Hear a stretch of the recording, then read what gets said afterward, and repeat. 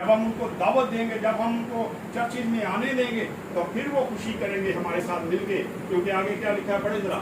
फिर ये कि ऐ सब गैर कौमों, खुदावंद की हमद करो और सच उम्मतें उसकी सताइश करें।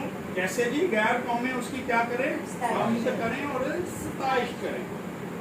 आज हमारे चर्च में ये सारा कुछ होता है। हमें चाहिए कि आज हम इन लोगों को दावत दें और वो भी हमारे साथ मिलकर खुदावंद की खुशी करें और उसकी हमद करें, उसकी हमद को सना करें, ताकि खुदावंद के कलाम की बातें जो है वो पूरी हों।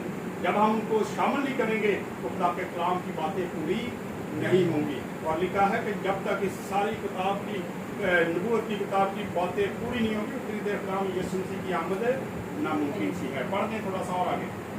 और यशायाह भी कहता है कि यीशु की जड़ जाहिर होगी, यानी वो शख्स जो गैर कौमों पर हुकूमत करने को उठेगा, उसी से गैर कौमें उम्मीद रखेंगी। उसी से गैर कौमें क्या होगी? उम्मीद रखेगी।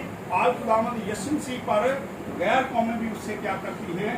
उम्मीद रखती हैं। बड़ी उम्मीद के साथ खुदा के घर में आती हैं और वो कहते हैं कि जी हम भी इबादत करेंगे और हमें भी शफा मिलेगी, हमें भी बरकतें मिलेगी। ये उनका ईमान है। और खुदा